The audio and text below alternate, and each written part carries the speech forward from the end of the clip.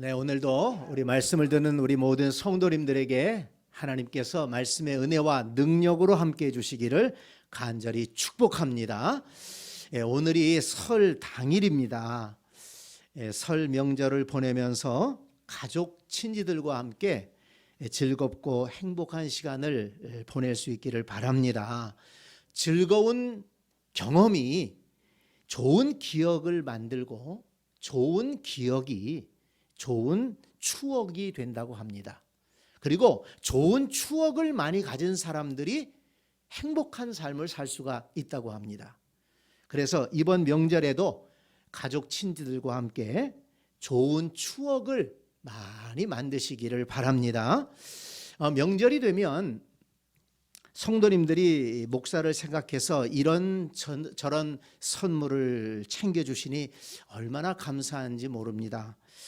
4층까지 힘겹게 들고 올라와 전해주신 그 선물에는 우리 성도님들의 사랑과 수고가 담겨져 있고 또 그 마음이 담겨져 있기 때문에 더욱 감사하게 되고 항상 기도하고 축복하며 대하게 됩니다.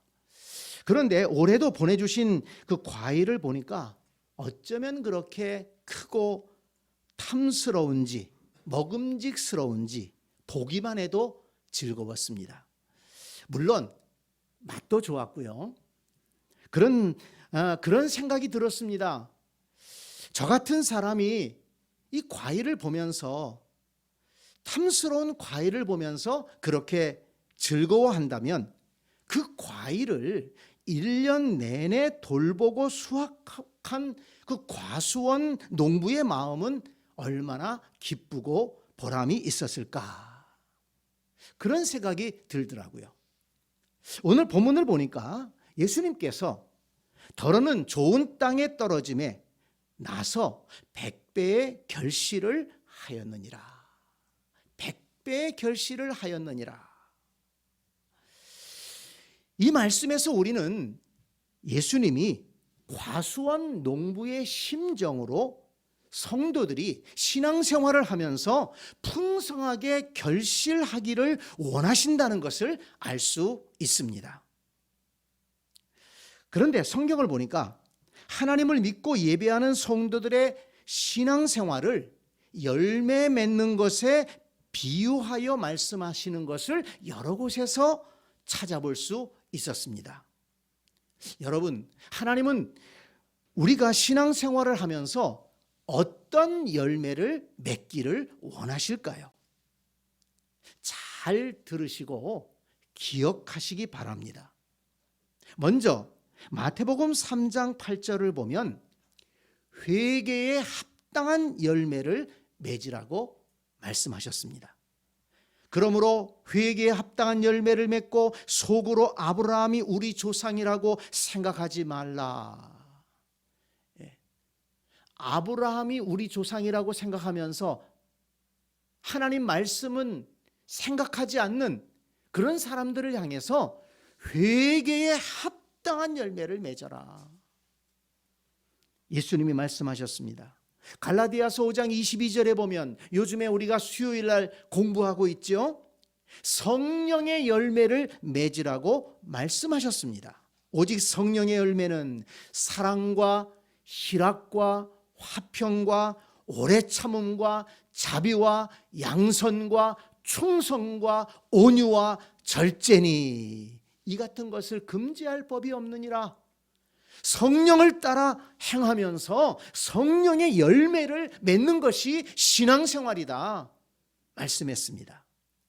에베소서 5장 9절에 보니까 빛의 열매를 맺으라고 말씀했습니다. 빛의 열매는 모든 착함과 의로움과 진실함에 있느니라.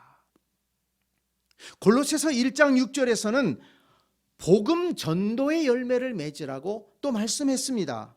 이 복음이 이미 너희에게 이르매 너희가 듣고 참으로 하나님의 은혜를 깨달은 날부터 너희 중에서와 같이 또한 온 천하에서도 열매를 맺어 자라는도다. 히브리서 12장 11절을 보니까 의와 평강의 열매를 맺으라고 했습니다. 무릇 징계가 당시에는 즐거워 보이지 않고 슬퍼 보이나 후에 그로 말미암아 연단을 받은 자들은 의와 평강의 열매를 맺느니라. 연단을 이김으로 의와 평강의 열매를 맺어라. 히브리서 13장 15절에 보니까 입술의 열매를 맺으라고 했습니다. 그러므로 우리는 예수로 말미암아 항상 찬송의 제사를 하나님께 드리자. 이는 그 이름을 증언하는 입술의 열매니라. 하나님을 찬양하는 것이 입술의 열매라는 것입니다.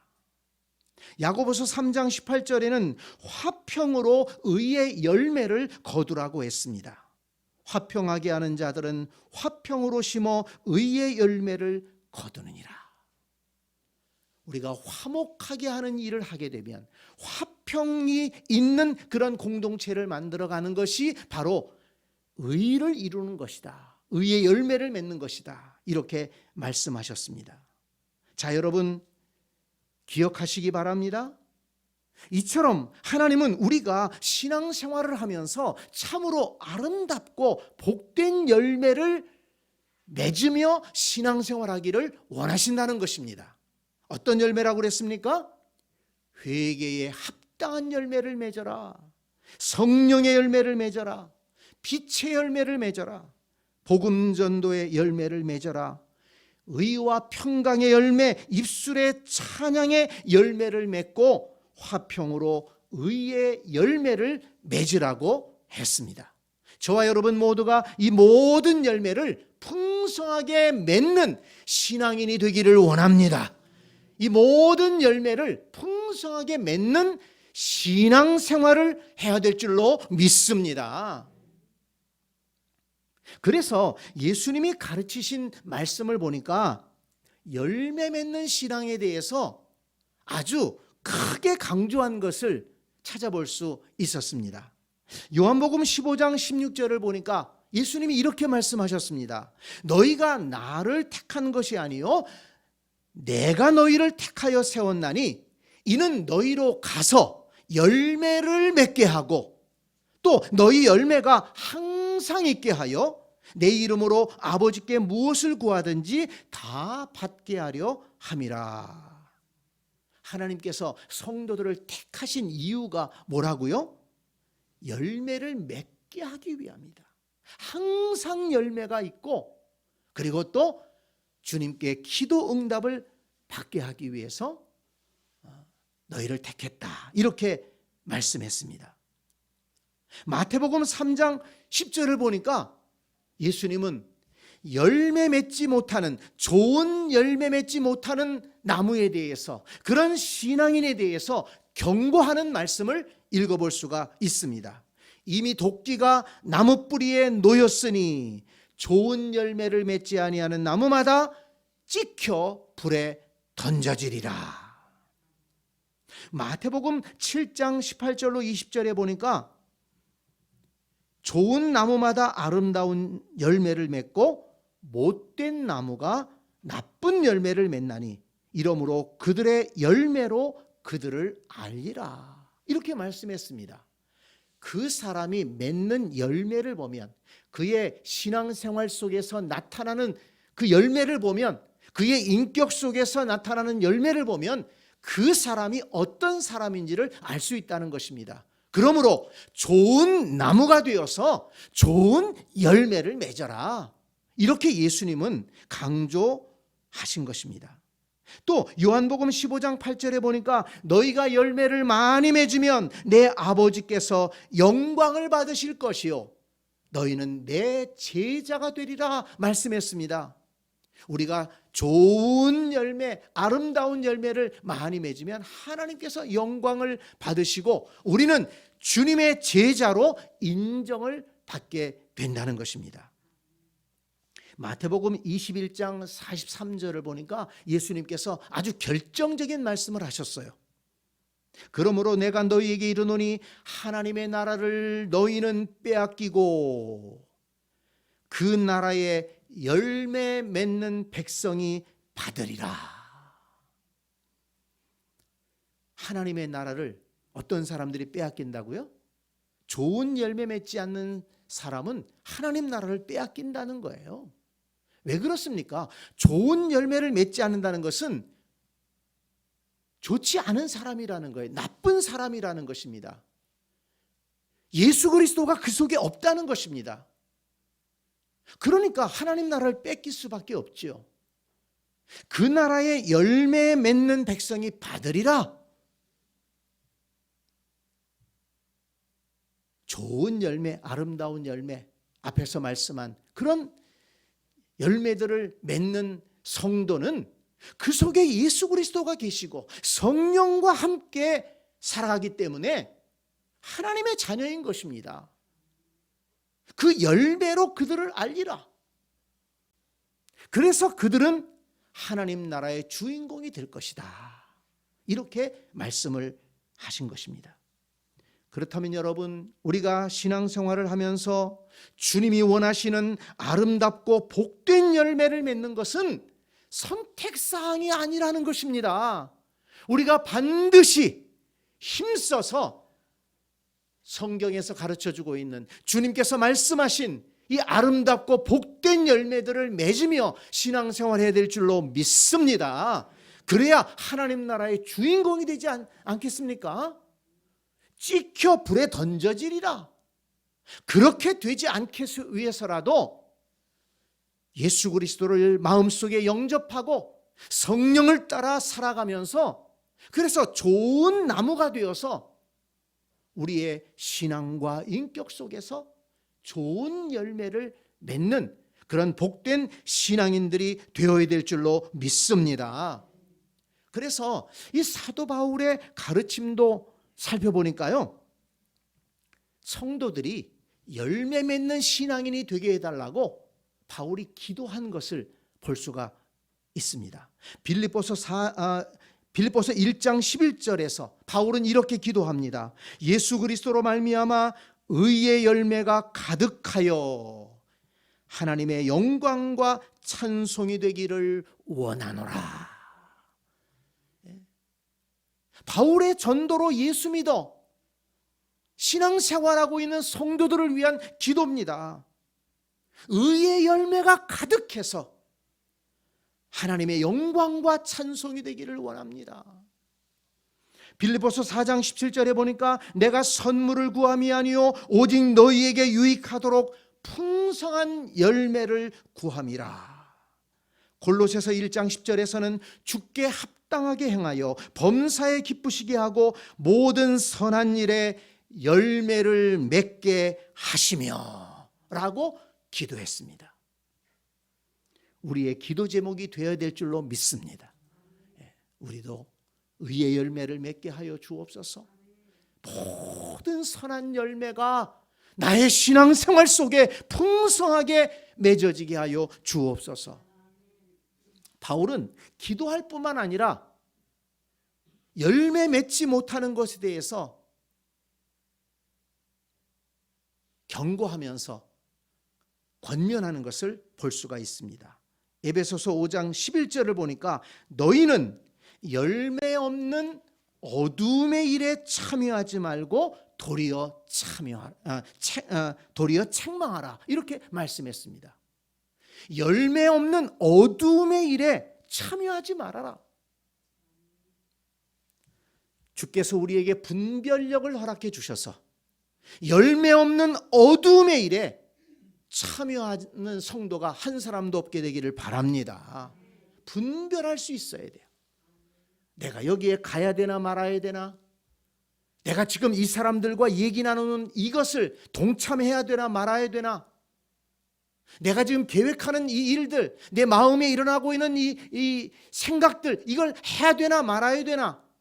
분별해야 된다는 것입니다. 그래서 어두움에, 열매 없는 어두움의 일이라면 거기 참여하지 말아야 돼. 오히려 책망해야 됩니다. 이런 일을 하면 안 돼. 이런 말은 하면 안 돼. 디도서 3장 14절에도 보니까 우리 사람들도 열매 없는 자가 되지 않게 하기 위하여 필요한 것을 준비하는 좋은 일에 힘쓰기를 배우게 하라. 바꾸어 말하면 열매 맺기 위해서 준비하고 힘쓰라는 것입니다. 이처럼 예수님도 바울도 성도들이 아름답고 복된 열매를 맺어 하나님께 영광을 돌리고 또한 구원의 은혜, 축복의 은혜를 누리는 신앙생활을 하기를 원하셨다는 것을 우리는 잊지 말아야 될 것입니다. 신앙생활은 뭐냐? 좋은 열매를 맺는 것이다. 그게 신앙생활이에요. 믿음 좋은 사람은 누구냐? 신앙이 좋은 사람은 누구냐? 좋은 열매를 맺는 사람이 신앙이 좋은 사람이라는 것입니다. 그렇다면 어떻게 해야 우리가 아름답고 복된 열매를 맺는 신앙인이 될 수 있을까요? 오늘 본문에서 예수님이 그것을 가르쳐주고 있는데요. 오늘 본문을 보면 예수님은 네 부류의 사람들에 대해서 말씀하시면서 어떻게 해야 좋은 열매 맺는 신앙인이 될 수 있는지를 가르쳐 주셨습니다. 여러분, 오늘 말씀을 마음으로, 믿음으로, 아멘으로 잘 들으시기를 바랍니다. 예수님이 말씀하신 네 부류의 사람 가운데 첫 번째 부류의 사람은 5절과 12절에 나옵니다. 5절 보세요. 씨를 뿌리는 자가 그 씨를 뿌리러 나가서 뿌릴새 더러는 길가에 떨어짐에 밟히며 공중의 새들이 먹어버렸고. 이 비유의 뜻이 뭐냐? 12절에 나오는 겁니다. 길가에 있다는 것은 말씀을 들은 자니 이에 마귀가 가서 그들이 믿어 구원을 얻지 못하게 하려고 말씀을 그 마음에서 빼앗는 것이요. 첫 번째 부류의 사람은 어떤 사람입니까? 말씀을 빼앗긴 사람입니다. 마귀에게 말씀을 빼앗겼으니 당연히 열매를 맺을 수 없습니다. 어떻게 하다가 말씀을 빼앗겼습니까? 사람이 밟고 다녀 단단하게 굳어진 길처럼 마음이 단단하게 굳어져 있기 때문에 말씀을 받아들이지 못하고 있으니까 그때 마귀가 와서 그 말씀을 빼앗아갔다는 것입니다. 여러분, 마귀는 왜 말씀을 빼앗아갑니까? 12절에 답이 나옵니다. 그들이 믿어 구원을 얻지 못하게 하려고 말씀을 그 마음에서 빼앗는 것이요. 그렇습니다. 마귀는 사람들이 주님의 말씀을 듣고 깨닫고 구원을 얻지 못하게 하려고 말씀을 빼앗아 간다는 것입니다. 우리가 말씀을 받을 때 그 말씀을 내 심령 속에 받아들이지 않으면 마귀가 빼앗아 가버려요. 말씀을 받아들이지 못하니까 깨닫지도 못하고 은혜도 알지 못하고 구원도 받지 못하는 것입니다. 성도 여러분, 우리 가운데 한 사람도 말씀을 빼앗기는 불행한 자가 없기를 바랍니다. 우리 가족 식구들 가운데도 한 사람도 말씀을 듣되 그 말씀을 빼앗기는, 그래서 구원에 이르지 못하고 은혜에 이르지 못하는 사람이 한 사람도 없게 되기를 바랍니다. 그러므로 여러분, 혹시라도 우리 가운데 말씀을 들어도 귀로는 듣는데 마음으로 들려지지 않는 분이 있다면 그냥 있어서는 안 됩니다. 말씀이 들어와야 깨닫게 되고 말씀이 들어와야 구원도 받고 은혜도 받을 수 있기 때문에 그렇습니다. 말씀이 마음에 들어오지 않는다면 내 마음이 굳어져 있기 때문이구나. 예수님 말씀하셨잖아요. 길가에 떨어진 씨는 뿌리를 내리지 못한다는 거예요. 굳어져 있기 때문입니다. 마음이 굳어져 있으니까 뿌리를 내리지 못하고, 그러니까 마귀가 와서 그 말씀을 빼앗아가는 것입니다. 굳어진 마음을 부서뜨려야 됩니다. 굳어진 마음을 부서뜨리는 것은 회개를 통해서 부서뜨릴 수 있습니다. 왜 굳어졌는지, 불신앙 때문에 굳어졌는지, 미움의 감정으로 굳어졌는지, 또는 교만해서 굳어졌는지 잘 생각해 봐야 됩니다. 그리고 회개함으로 굳어진 마음을 부서뜨리고 말씀의 씨앗을 아멘으로 받아들여서 풍성한 열매 맺는 성도들이 되시기를 간절히 축원합니다. 두 번째 부류의 사람은 6절과 13절에 나옵니다. 6절, 더러는 바위 위에 떨어짐에 싹이 났다가 습기가 없으므로 말랐고, 13절에 설명합니다. 바위 위에 있다는 것은 말씀을 들을 때 기쁨으로 받으나 뿌리가 없어 잠깐 믿다가 시련을 당할 때에 배반하는 자요, 그랬습니다. 어떤 사람입니까? 한마디로 믿음을 배반하는 사람입니다. 왜 배반합니까? 믿다가 시련을 당했기 때문입니다. 이 팔레스타인 지역은 흙먼지가 많은 지역 아닙니까? 그래서 흙먼지가 많이 불게 되면 바위 위에 쌓입니다. 그런데 어떤 바위 위에는 흙먼지가 두껍게 쌓일 수가 있어요. 오랜 시간 쌓이기 때문에. 그런데 거기에 씨앗이 떨어지게 되면 그 굳어진 바위 위에 덮인 그 흙먼지에 뿌리를 내리니까 뿌리는 잠깐 내릴 수가 있다는 겁니다. 그런데 그 속에는 뭐가 있어요? 바위가 있어요. 더 이상 뿌리를 내리지 못해요. 더 이상 습기라든지 어떤 영양분을 빨아들이지 못합니다. 그러니까 말라서 죽을 수밖에 없는 거죠. 열매를 맺을 수가 없는 것입니다. 그런데 그 예수님은 오늘 본문을 보니까 그 바위가 뭐라고 그랬습니까? 시련이라고 했습니다. 시련. 바위처럼 단단한, 어려운, 깨기 힘든 그런 시련을 만날 수 있다는 것입니다. 신앙생활을 하다 보면 그렇죠. 바위를 만난 것처럼 힘들고 어려운 시련을 만날 때가 있습니다. 그런데 그 시련을 이겨내야만이 신앙의 뿌리를 내리고 열매를 맺는 자리까지 나갈 수가 있다는 것입니다. 시련을 만났는데 그 시련을 이기지 못하고 돌아선다면 열매를 기대할 수가 없는 것입니다. 시련이 찾아온다고 해서 주님을 떠나서는 안 된다는 것입니다. 시련을 만났다고 해서 기도를 중단하고 예배를 중단해서는 안 된다는 것입니다. 시련을 만날수록 더 기도하고 시련을 만날수록 더 예배하고 하나님의 은혜를 구해서 그 시련을 이겨내고 믿음의 뿌리를 내리고 기도의 뿌리를 내리고 그래야만이 신앙생활의 아름다운 열매를 맺는 자리까지 나아갈 수 있는 것입니다.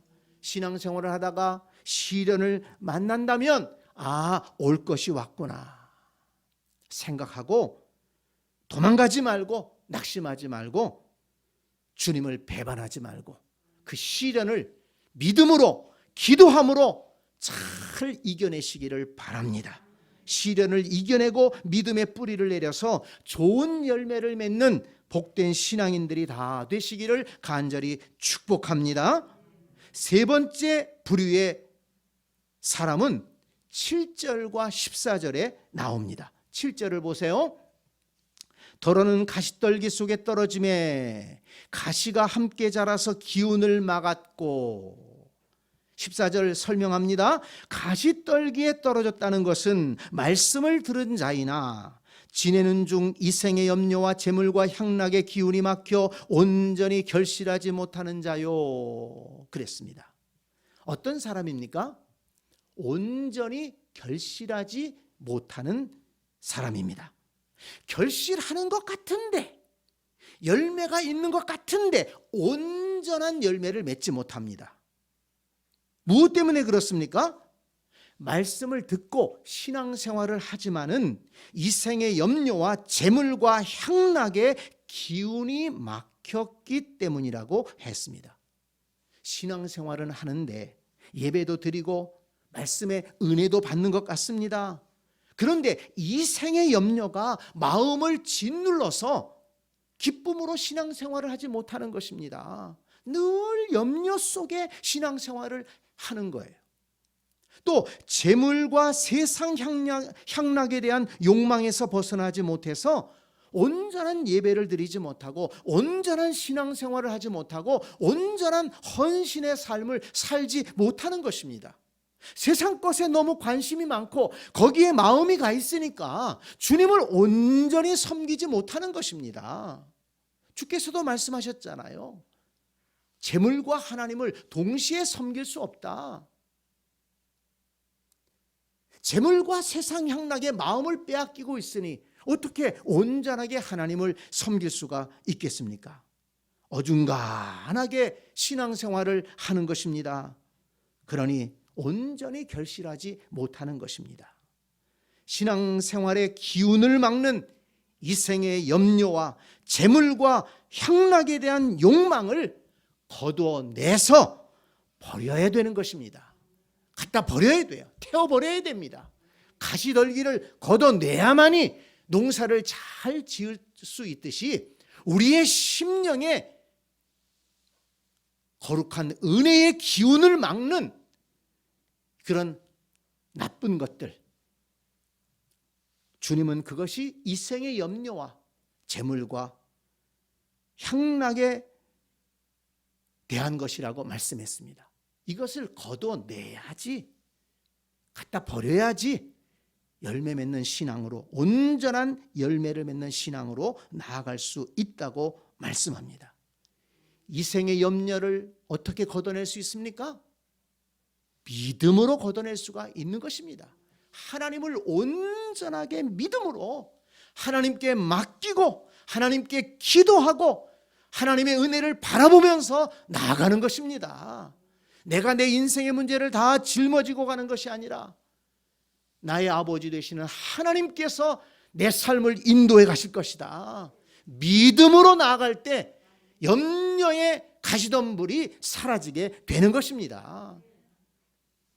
재물에 대한 욕심을 걷어내기 위해서는 자족하는 마음을 훈련해야 됩니다. 늘 감사하고 기도하고 찬송하면서 하나님의 은혜를 감사하면서 나아갈 때 세상 재물에 대한 욕심이 사라지는 것입니다.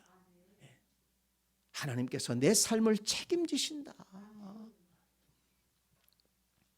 세상 향락의 허무함을 깨달아야 됩니다. 그래야지 그 세상 향락을 향하는 마음을 걷어내버리고 하나님 중심으로 살아갈 수가 있습니다. 세상의 향락보다도 하나님 중심으로 살아가는 데서 얻는 기쁨이 더 크고, 하나님 중심으로 살아갈 때 정말 내 인생이 복되고 우리 가정이 잘되고 행복할 수 있다는 것을 깨달을 때 세상 향락을 걷어버릴 수가 있는 것입니다. 세상의 향락은 말초적인 기쁨입니다. 그것을 할 때에는, 따라갈 때에는, 그걸 경험할 때에는 기쁨이 있는 것 같아요. 뭔가 좀 만족을 주는 것 같습니다. 자극적이니까. 그렇지만 그것은 지나고 나면 아무런 기쁨이 남지 않습니다. 내 인생에 유익하지 못합니다. 가정의 화목에 도움을 주지 못합니다. 세상 향락을 향하는 마음은 우리의 심령에서 걷어내버려야 됩니다. 이 생의 염려와 재물과 향락의 기운이 막혀 온전하게 열매 맺지 못하는 그런 신앙생활 하지 말고 다 걷어내버리고 하나님 중심으로 온전하게 결실하는 복된 성도들이 되시기를 간절히 축원합니다. 예수님이 말씀하신 네 번째 부류의 사람들이 있습니다. 8절과 15절에 나옵니다. 8절을 보세요. 더러는 좋은 땅에 떨어짐에 나서 100배의 결실을 하였느니라. 15절에서 설명합니다. 좋은 땅에 있다는 것은 착하고 좋은 마음으로 말씀을 듣고 지키어 인내로 결실하는 자니라. 어떤 사람입니까? 100배로 결실하는 사람입니다. 한번 따라서 할까요? 100배로 결실하는 사람. 어떻게 결실하게 되었습니까? 착하고 좋은 마음으로 말씀을 듣고 지키어 인내함으로 결실하게 되었다는 것입니다. 성도 여러분, 이 말씀을 마음에 새겨두고 신앙생활에 적용하기를 바랍니다. 이 말씀을 마음에 새겨두고 우리 신앙생활에 적용해야 된다는 것입니다. 그래야 100배로 결실하는 사람이 될 수가 있다는 것입니다. 먼저 착하고 좋은 마음으로 말씀을 들어야 합니다. 말씀을 들을 때 사모함으로 들어야 한다는 것입니다. 아멘으로 말씀을 들어야 한다는 것입니다. 나에게 주시는 말씀으로, 나를 살리는 말씀으로, 생명의 말씀으로, 아멘으로 말씀을 받아야 한다는 것입니다. 말씀을 들으면서도 딴 생각하고 들으면 그 말씀이 내 속에 들어오겠습니까? 그 좋은 마음이 아니에요. 말씀을 들으면서도 내 말씀으로 듣지 못하고 이건 누가 들었으면 좋겠다, 누가 이 말씀 듣고 그렇게 좀 변화됐으면 좋겠다, 나에게 주시는 말씀으로 들어야 내가 은혜가 되는데 자꾸 다른 사람 생각하니까 그건 나하고 상관이 없는 말씀이 되는 것이고 오히려 다른 사람을 판단하는 죄를 짓는 거예요.